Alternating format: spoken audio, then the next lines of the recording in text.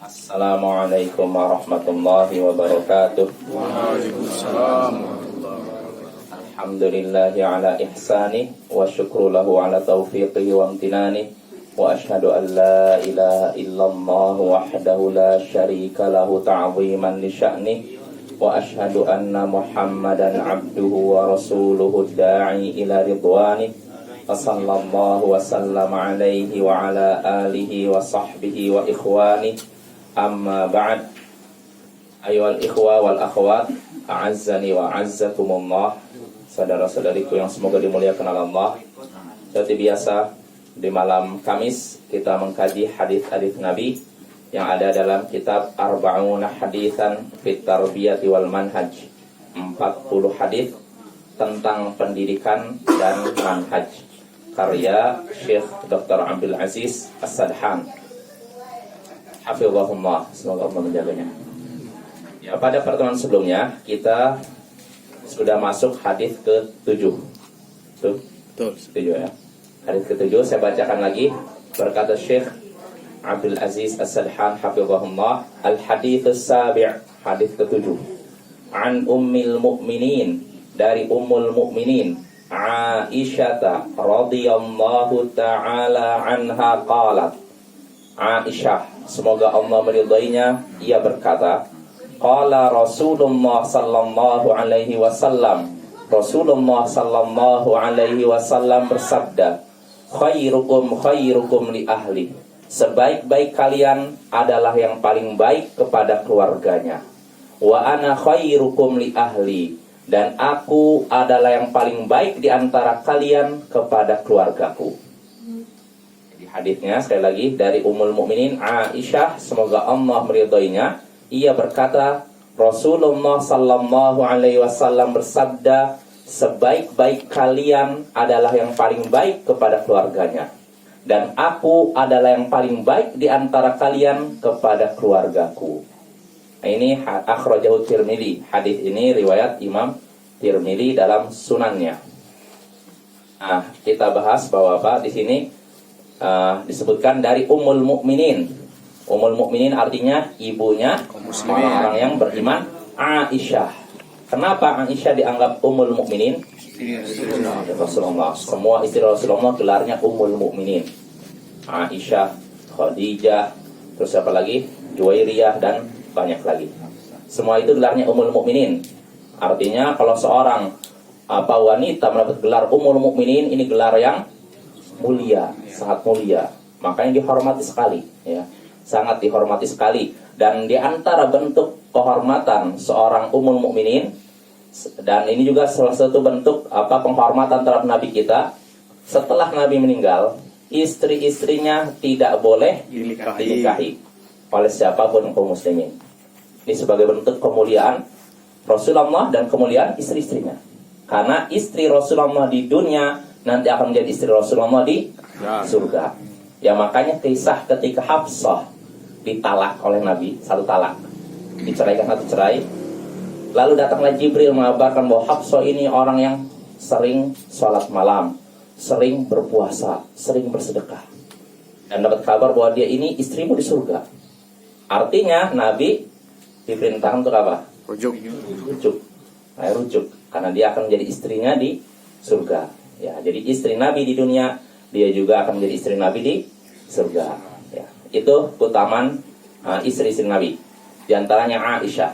Dan Aisyah ini termasuk istri Nabi yang dinikahi di usia yang sangat muda. Yaitu berapa? 9 digauli. 6 tahun dinikahi.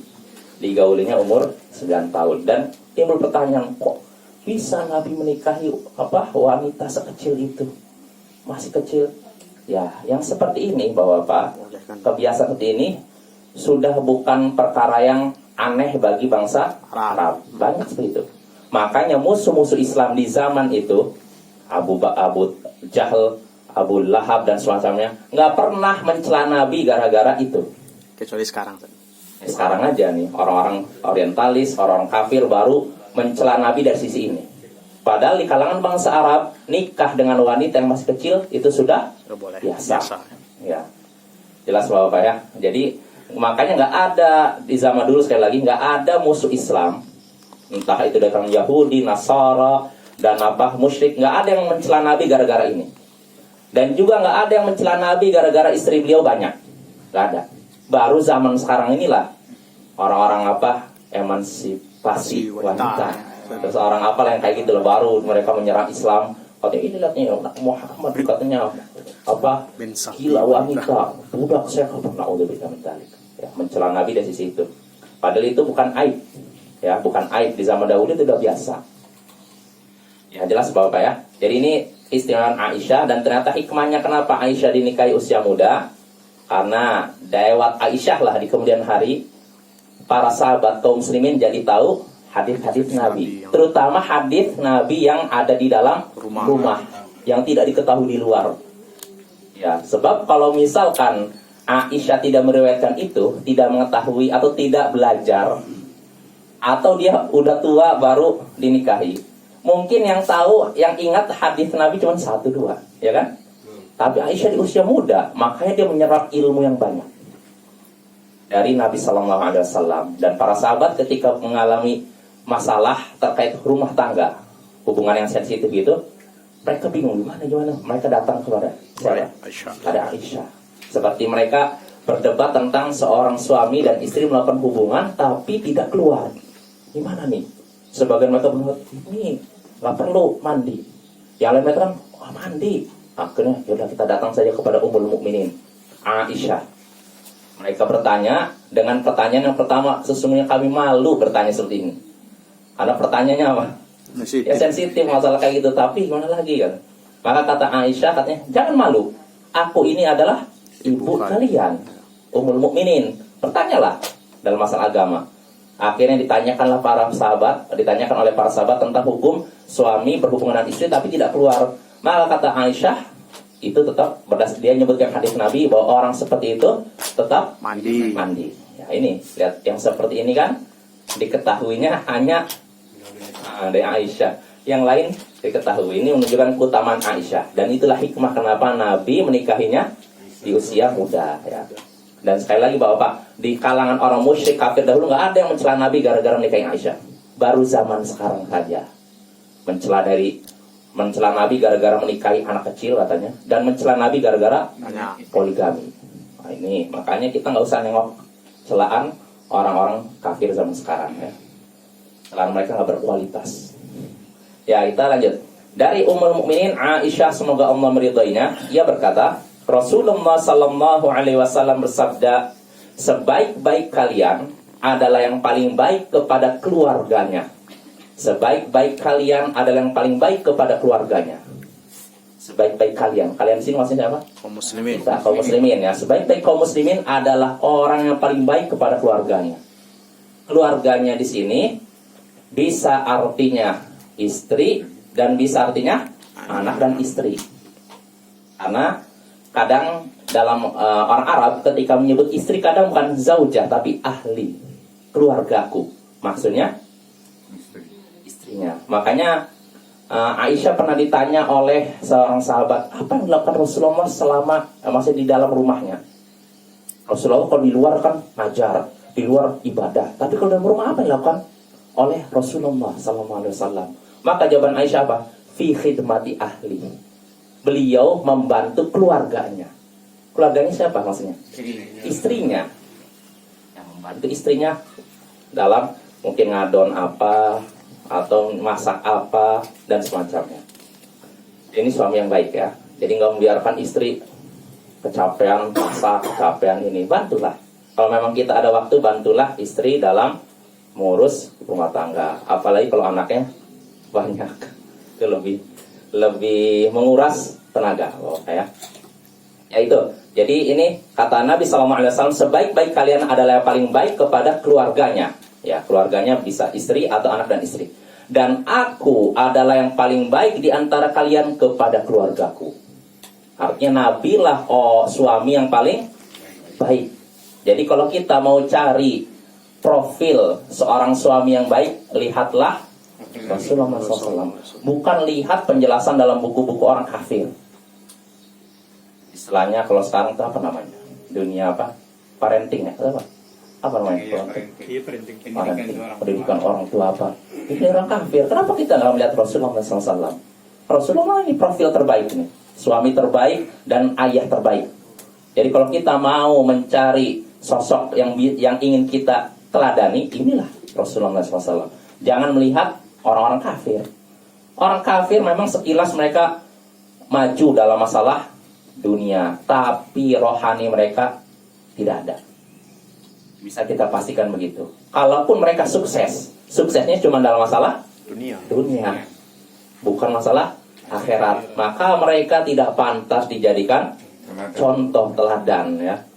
Cuman sayangnya banyak kaum muslimin sekarang lebih berkiblat kepada orang kafir dibandingkan Rasulullah, para sahabatnya dan kaum muslimin. Sampai-sampai bapak-bapak saya geli juga ngelihat di internet, Instagram, ada survei dari beberapa orang, survei pertanyaan YouTuber terkenal di Indonesia. Siapa? Jadi ditanya nih, orang ini survei ke beberapa siswi waktu itu, beberapa siswa-siswi. Coba tolong sebutkan siapa YouTuber yang terkenal di Indonesia. Dia bisa menyebutkan, ini, saya aja nggak kenal, nggak apa lah. Ini. Terus ditanya, coba tolong sebutkan rukun Islam. Rukun Islam, zakat ya. Terus itu apa ya? Nggak bisa deh. Betul, itu ada. Saya lihat di Instagram. Astagfirullah. Kalau artis YouTube yang dia ada di YouTube hafal dia di luar kepala, tapi rukun Islam lupa. Pancasila gitu. Hah? Pancasila juga lupa. Ini musibah besar yang menimpa umat ini ya. Makanya kita ini perbaikan. Harusnya ini jadi bahan pertimbangan kita di ke depannya, ke belakangnya. Ke belakang ke depan. Ke depannya. Jangan sampai anak kita seperti itu. Ya, jadi kita harus punya planning dari sekarang nih, anak kita kalau bisa nanti begini. Ya. Dari sekarang Bapak ya. Ya ini hadits Nabi ya. Sebaik-baik kalian adalah yang paling baik kepada keluarganya, dan aku adalah yang paling baik di antara kalian kepada keluargaku. Ya, hadits ini riwayat Imam Tirmidzi. Nah, kita langsung menyebutkan faidah yang disebutkan Syekh di sini. Faidah yang bisa kita petik dari hadits ini. Fihi, dalam hadits ini terdapat faidah kamalu dinil Islam wa annahu a'ta kulla bi haqqin haqqahu. Dalam hadits ini terdapat keterangan sempurnanya agama Islam. Ya, bahwasanya Islam memberikan hak kepada setiap orang yang berhak mendapatkannya. Islam memberikan hak kepada setiap orang yang berhak mendapatkannya. Setiap orang punya hak, diberikan haknya. Maksudnya begitu. Istri punya hak, ya tidak? Berikanlah haknya. Anak punya hak, ya tidak? Berikanlah haknya. Tetangga punya hak, ya tidak? Berikanlah haknya. Teman punya hak, ya tidak? Berikanlah haknya. Ini menunjukkan kesempurnaan Islam. Jadi Islam itu bukan agama yang cuma di dalam masjid saja, Bapak-bapak. Artinya bukan cuma mengatur hablum minallah, tapi juga hablum minannas. Bukan hubungan dengan Allah ya, tapi hubungan dengan sesama manusia. Ya, karena kalau ajaran yang lain nggak mengatur hubungan sesama manusia, aturnya hubungan dengan Tuhannya saja. Ya, makanya ada kalau dari kalangan umat terdahulu yang namanya rahib. Rahib ini ahli ibadah, kerjanya ibadah saja, nggak mau hubungan dengan orang lain. Ada tidak dalam Islam seperti itu? Tidak. Ya, kalau seorang muslim nggak boleh seperti itu. Seorang muslim bukan cuma memperhatikan dirinya, tapi juga memperhatikan orang sekitarnya. Jelas Bapak ya? Ya, ini menunjukkan kesempurnaan agama Islam, mengatur segala sesuatu dari urusan buang hajat sampai mengurus umat. Bayangkan. Makanya ketika Salman Al-Farisi ditanya oleh orang-orang musyrik, "Allamakum nabiyyukum kulla syai'in hatta al-qira'ah?" Disebutkan oleh Sahih Muslim ini, Sahih Muslim ya kalau salah. Apakah Nabi kalian mengajarkan segala sesuatu sampai urusan buang hajat? Kata Salman apa? Aja, tentu.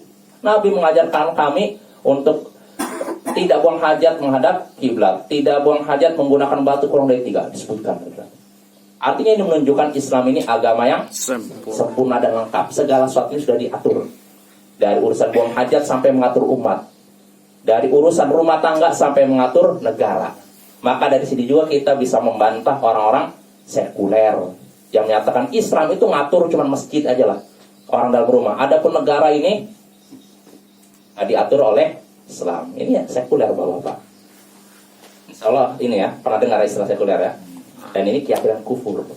Kita katakan kufur. Terus bagaimana orang meyakini ini?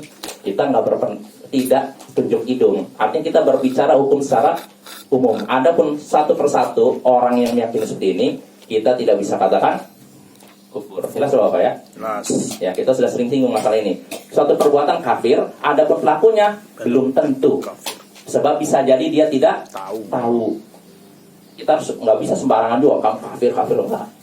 Kita katakan keyakinan tadi memisahkan antara Islam dengan politik istilahnya, ini keyakinan kafir. Ya, tapi kalau ada orang yang meyakini seperti ini, nggak bisa kita katakan kamu kafir. Enggak. Bisa jadi dia tidak tahu atau ada syubhat di kepalanya. Syubhat itu kerancuan. Karena ada sebagian orang enggak, kalau Islam itu memperbolehkan manusia mengatur dirinya sendiri dengan hasil pikirannya. Adapun Islam mungkin mengaturnya cuma masalah ibadah. Mungkin ada yang seperti itu. Islam membolehkan. Padahal dalam Islam apa dibolehkan seperti itu? Tidak, semuanya sudah diatur. Ya, kita nggak boleh pisah-pisah. Oh, dalam masalah ini kita begini. Nggak boleh. Ya, kita semuanya diatur dalam Islam ya. Jelas Bapak ya. Jadi ini kesempurnaan agama Islam. Islam memberikan hak kepada setiap orang yang berhak mendapatkannya. Ini faedah pertama. Wa fihi, faedah kedua, dalam wa fihi kamalu khuluqihi sallallahu alaihi wasallam. Dalam hadis ini juga terdapat keterangan sempurnanya akhlak Rasulullah sallallahu alaihi wasallam. Tahu dari mana? Tadi bunyi hadisnya, sebaik-baik kalian adalah yang paling baik kepada keluarganya, dan aku adalah yang paling baik di antara kalian kepada keluargaku. Dari mana kita tahu sempurnanya akhlak Nabi? Tadi, aku adalah yang paling baik di antara kalian kepada keluargaku. Nah ini juga kalau kita mau cari profil orang yang akhlaknya paling baik, lihatlah Rasulullah. Ya, bukan lihat orang kafir ya. Cuma saya lagi sayang dan sangat disayang kebanyakan kaum muslimin berkiblatnya sama tokoh-tokoh kafir yang di Eropa kah, di Amerika kah, melupakan pemimpin atau sebaik-baik orang yang punya akhlak baik, yaitu Nabi Sallallahu Alaihi Wasallam. Ya. Jadi ini sempurnanya akhlak Nabi Sallallahu Alaihi Wasallam. Lalu faedah ketiga, wa fihi at-ta'abbudu lillahi bil qiyami bihaqqil ahli. Dalam hadis ini terdapat keterangan beribadah kepada Allah. Bahwasanya beribadah kepada Allah bil qiyami bihaqqil ahl. Beribadah kepada Allah itu bisa diwujudkan dengan menunaikan hak keluarga. Jadi bapak-bapak, ketika seorang suami menunaikan hak istri, ini bukan sekedar istilahnya menjalankan kehidupan suami istri, enggak. Tapi ini juga ibadah bapak-bapak. Begitu juga istri nih, ketika menunaikan hak suami, ini juga ibadah. Maka jangan kita beranggapan, ini sekedar ini aja lah, yang penting supaya hidup rumah tangga nyaman, dah saya tunaikan hak istri saya menunaikan hak saya, udah. Enggak. Niatkan ibadah. Kalau kita niatkan ibadah itu berpahala. Contohnya bapak, maaf. Seperti masalah hubungan suami istri. Sebagian istri yang tidak tahu hukum agama, ketika suami mengajak begitu, beranggapan nggak perlu lah. Dengan alasan yang tidak dibenarkan. Alasan, saya ini nggak lagi mood, saya lagi nggak semangat untuk itu. Padahal yang namanya memenuhi keinginan suami untuk melakukan itu kewajiban istri. Baik dia lagi mood atau tidak, pokoknya harus tunaikan. Harusnya dia bukan mikir saya lagi nggak mood, tapi mikir ini adalah ibadah, menunaikan hak suami. Kecuali kalau istrinya memang lagi sakit, lain lagi. Tapi kalau si istri dalam keadaan sehat, ya mungkin cuma kurang mood, tetap tunaikan.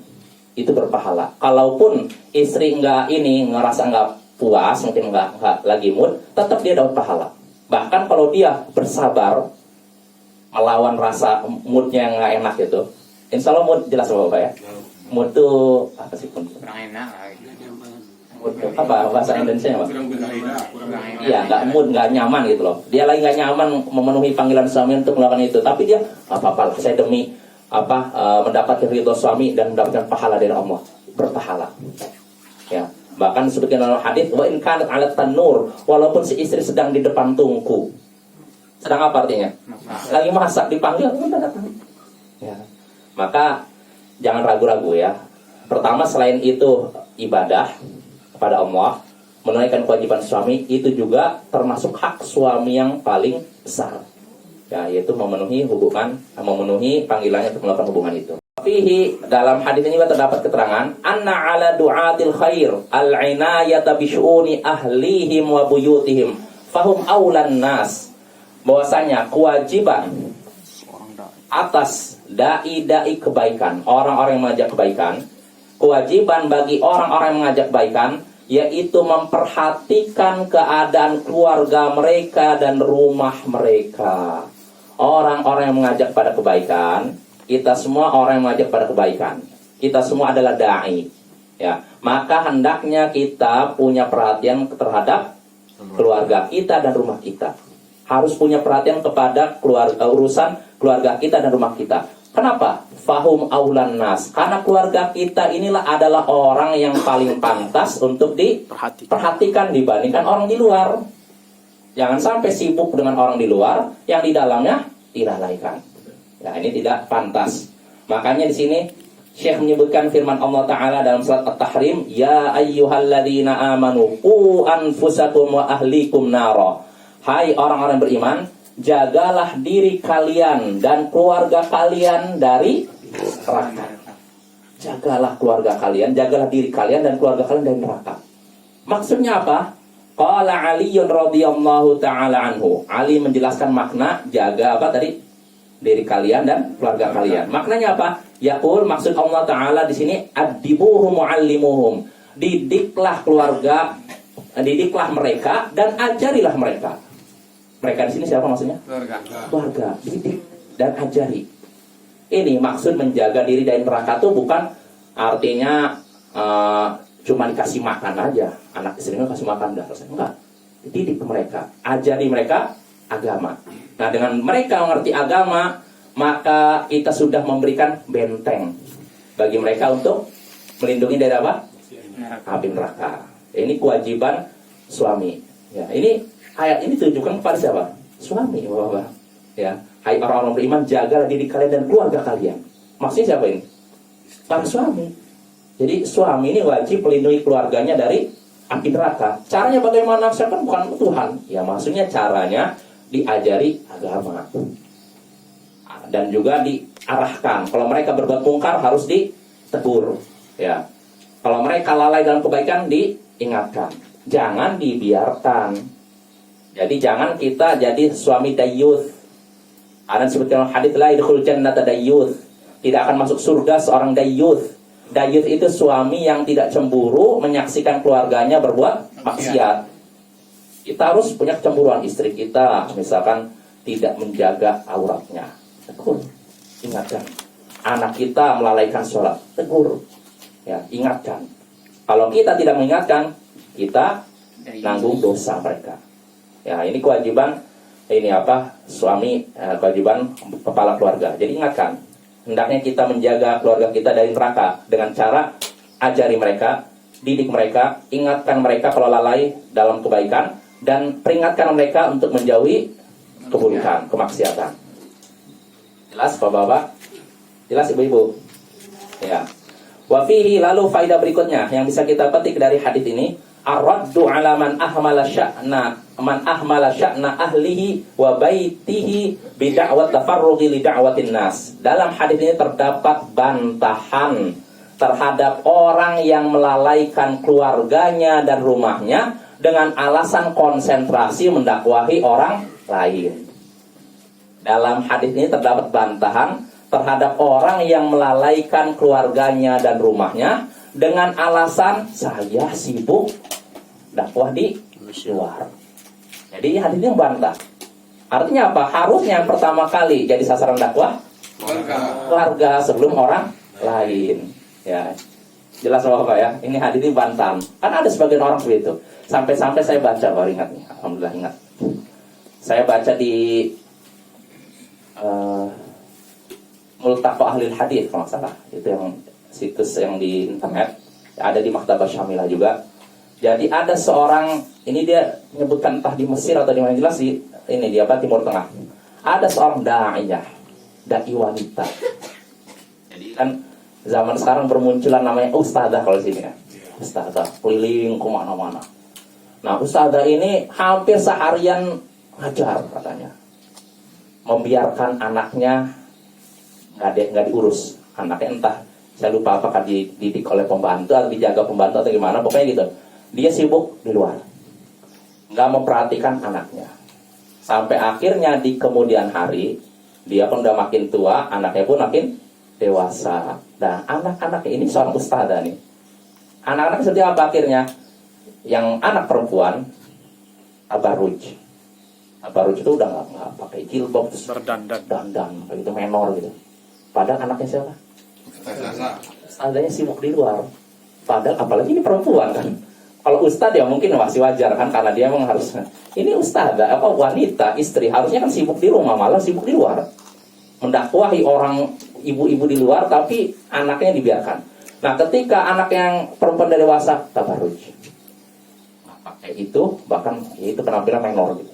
Ini yang perempuan. Yang laki-lakinya dia sering bepergian ke daerah-daerah yang terkenal seks bebas untuk melakukan itu, Thailand dan semacamnya.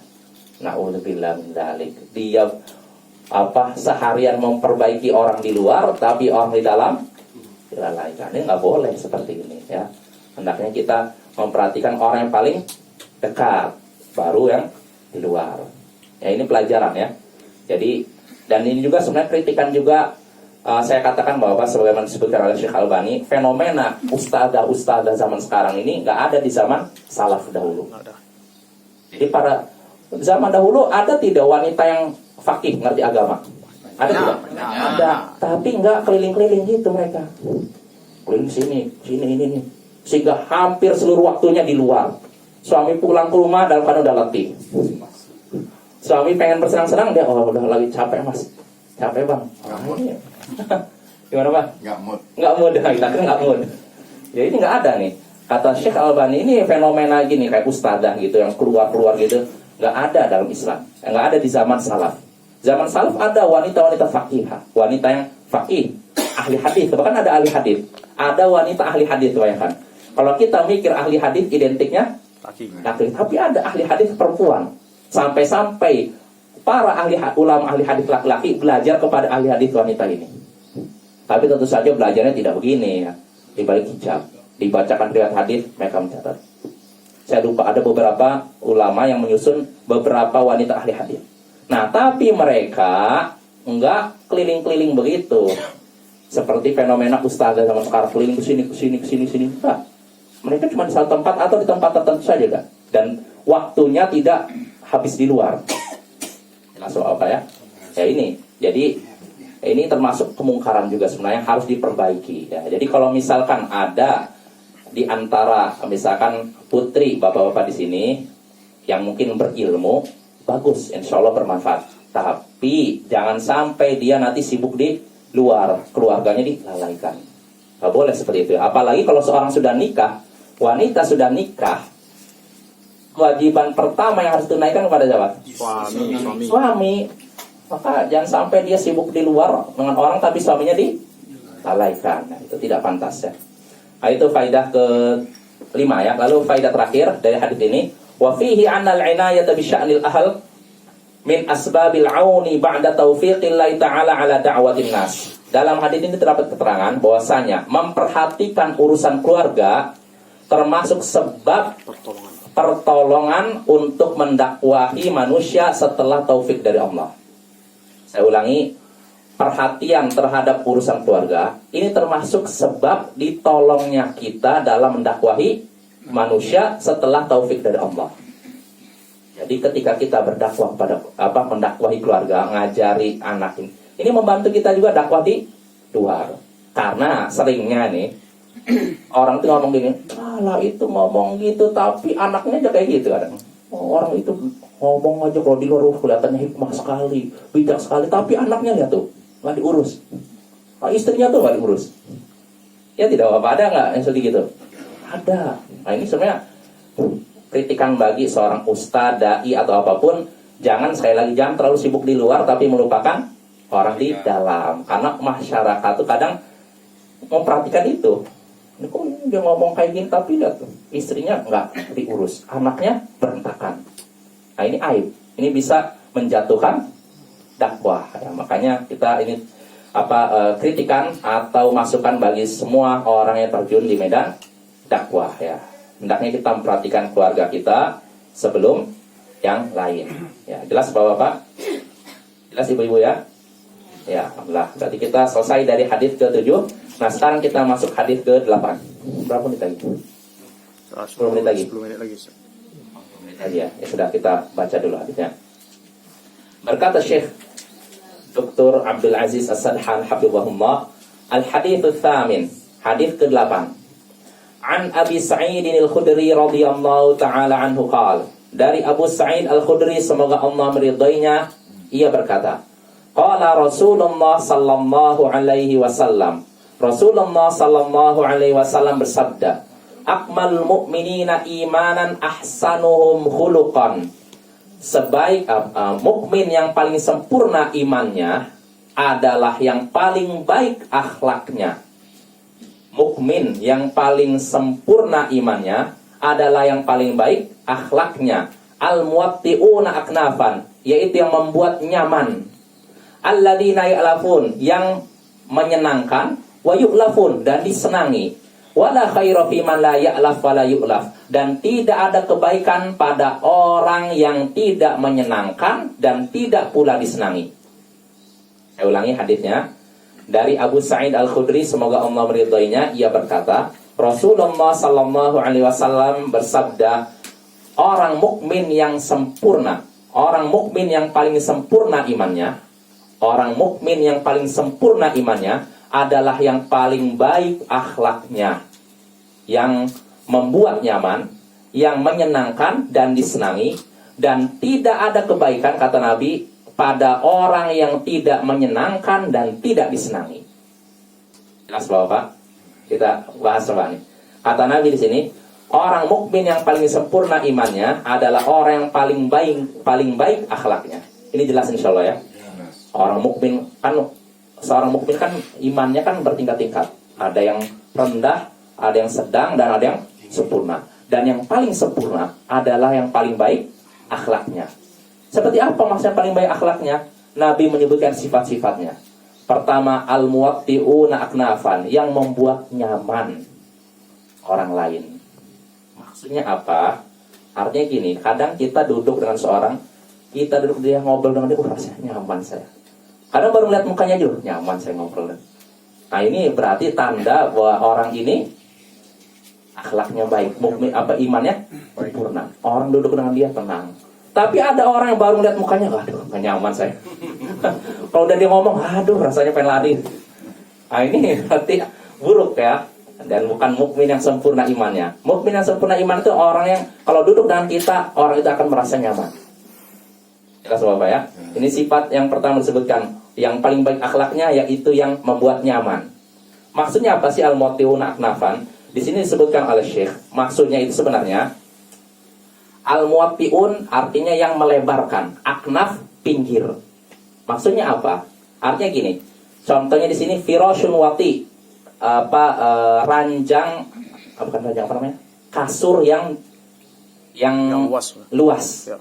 Kalau kasur yang luas, yang terbentang, itu kan enak kan? Ya tidak kan? Beda dengan kasur yang sempit kan, rasanya sakit kan? Nah begitu pula maksudnya ini. Orang al-muwatti'una aknafan, orang yang paling baik akhlaknya adalah orang yang, kalau secara bahasa ya, muwatti'un artinya yang ini, aknafan artinya pinggirnya itu gitu. Diartikan apa? Itu tadi membuat nyaman artinya.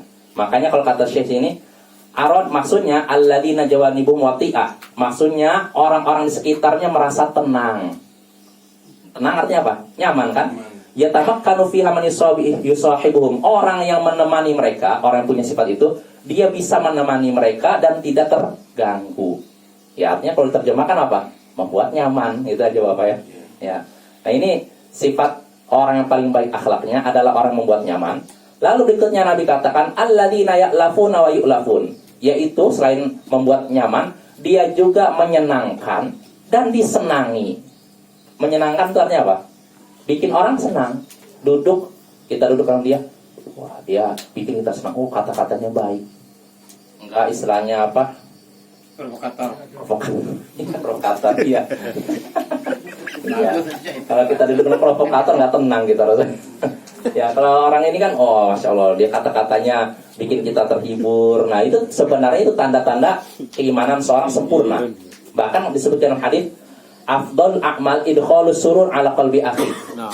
Sebaik-baik amalan adalah memasukkan kegembiraan ke dalam hati saudaranya.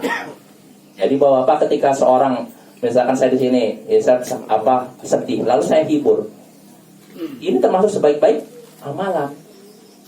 Nah berarti kalau menghibur seorang mukmin sebaik-baik amalan, kebalikannya memprovokasi seorang mukmin ini seburuk-buruk amalan. Ya hati-hati. Ya. Itu yang kedua ya, maksudnya yang paling baik akhlaknya yaitu membuat nyaman dan menyenangkan dan disenangi. Otomatis Bapak, kalau orang sudah menyenangkan dan membuat nyaman, kira-kira disenangi tidak? Disenangi ya. Dan ini di sini lalu Nabi juga berkata, wala khairu fi man la ya'laf wa la yu'laf, dan tidak ada kebaikan bagi orang yang tidak menyenangkan dan tidak pula disenangi. Dia tidak bikin orang lain senang dan juga tidak disenangi oleh orang. Ini nggak ada kebaikannya. Kalau orang nggak ada kebaikan, ya ibaratnya nggak usah kita dekat-dekat. Ya makanya artinya orang seperti itu orang buruk ya. Kalau orang kita duduk dengan dia, kita nggak nyaman, bahkan menyakiti kita, ini buruk. Pernah Malik bin Dinar, sebutkan al-Bahjatul Majalis, Wamsul Majalis, suatu hari dia duduk di samping ada anjing. Ditanya sama orang ini, kenapa di samping Anda ada anjing nih? Kenapa kok di sini ada anjing? Kata Malik bin Dinar, hada khairun minal jalisis su. Anjing ini lebih baik daripada teman duduk yang buruk. Ya itulah, artinya gini Bapak, kalau kita dapat teman yang kalau kita duduk tenang, bahkan bisa menambah iman kita, itulah yang cari. Jangan cari orang yang baru ngeliat mukanya udah bikin ya, oke. Ya, apa? Ya sudah, waktunya habis Bapak. Insya Allah pada pertemuan berikutnya kita sebutkan faidah-faidah dari hadis ke-8. Subhanallahumma bihamdik. Asyhadu an la ilaha illa anta astaghfiruka wa atubu ilaik. Assalamualaikum warahmatullahi wabarakatuh. Waalaikumsalam.